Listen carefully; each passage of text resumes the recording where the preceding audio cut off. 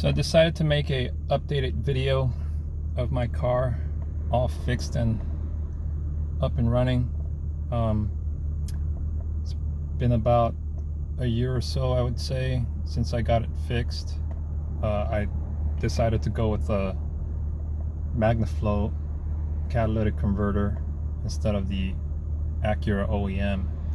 The OEM was gonna put me down back to about $3,500, and there was no way I was going to spend that much money.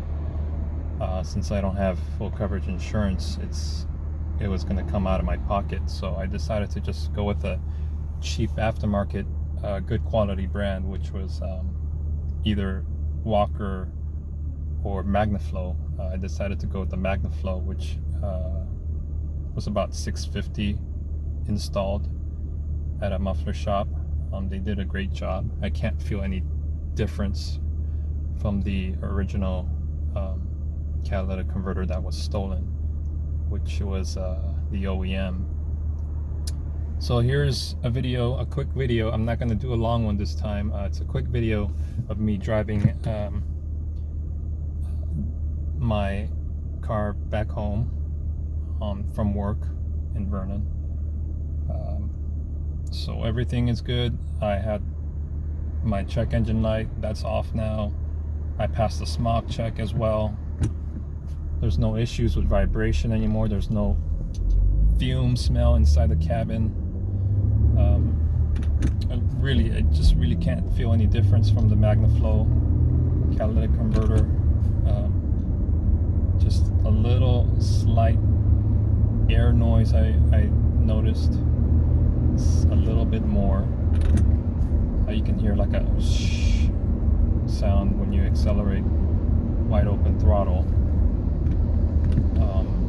Well, it's cheaper, so there's less precious metals inside, so that's probably why it's making a little bit more air sound when I accelerate hard. And other than that, I don't feel any difference.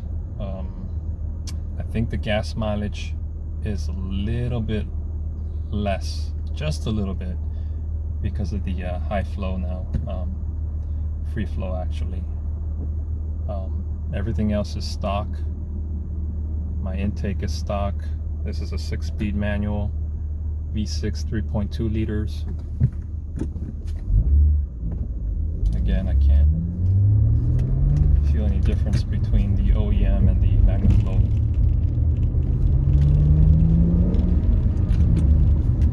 Sounds the same, pretty much.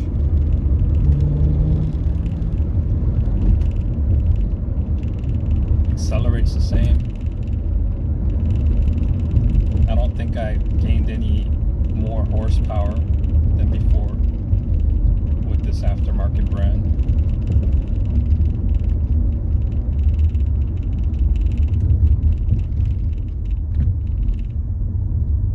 I've seen a lot of comments left by people getting their catalytic converter stolen. It's still happening 2 years into this pandemic. It's still being stolen everywhere, not just in California, but all over the world, it seems.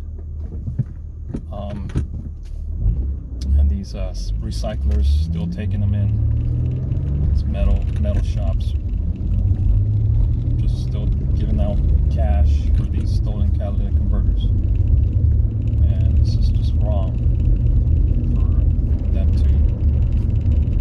to cause this. I mean, if you put an end to this recycling yards, you know, if you stop them from taking them in, we wouldn't have this issue, but they're still taking them in. You can etch your VIN number on your catalytic converter, but I don't think that's going to help much. They'll still steal it. They'll still recycle them. You know, I've heard these recycling yards still take them in with the VIN number etched in.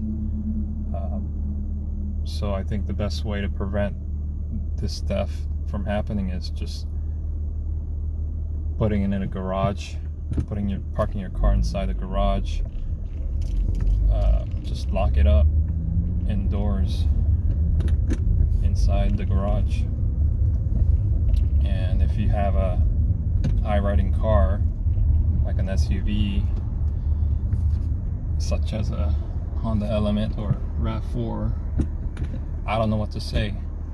Maybe you should get a catalytic theft prevention device, like a cage welded on, or if you already had it stolen, just replace it with a aftermarket brand, because they're not going to come after an aftermarket brand because it's not even worth $20 if they cut it up and try to recycle it. So if you get yours stolen, just replace it with the aftermarket brand instead of OEM, because they're just going to come back for the OEM again. They're going to cut it 2 times, 3 times, 4 times, whatever. So just get a aftermarket brand.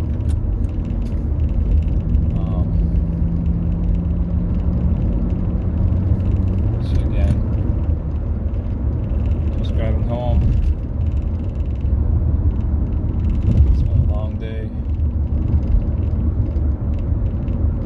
Temperature is about 80, I would say. This car's got almost 200,000 miles on it, and I have to say this J32 engine is a really well built motor. If you take good care of it, just change the oil on time. I always put premium fuel 91 Chevron or Mobil Chevron, Mobil 91. I never get 89 or 87. I don't want those knocks on the engine. So I just fill it up with premium fuel, do the oil changes around 3,500 miles or about 5 months, whichever comes first. I keep the revs low. I hardly ever engage the VTEC around 5,500 RPM. I rev it below 3, especially during hot weather. There's just all these things that you can do to prolong the life of the engine. If you beat it and you just rev it high during like a heat wave, like 90, 100 degrees, of course you're going to break down the oil and probably get, a lot of wear in your engine. So if you're mindful of those things and you take good care of your car, it should last way over 200,000 miles. I don't know what type of abuse this car has been before I owned it. I bought this car with 100,000 miles, and I believe it was from an old lady who drove it. She told me that she took good care of it as well. She only put 91 fuel. Always did the oil changes at the dealership, it seems. I have all the receipts showing me it was done at the Acura dealer. So yeah, it's still going 200,000 miles. I probably will do the timing belt soon. She did it like around 60,000 miles, so I'm about 140,000 miles in. The timing belt was replaced, so I think it's about time to replace it. Other than that, spark plugs, that was done like 150,000 miles. Platinum tip.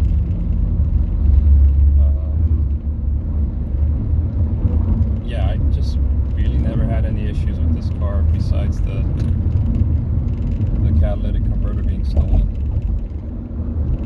Other than that, this engine's just almost bulletproof,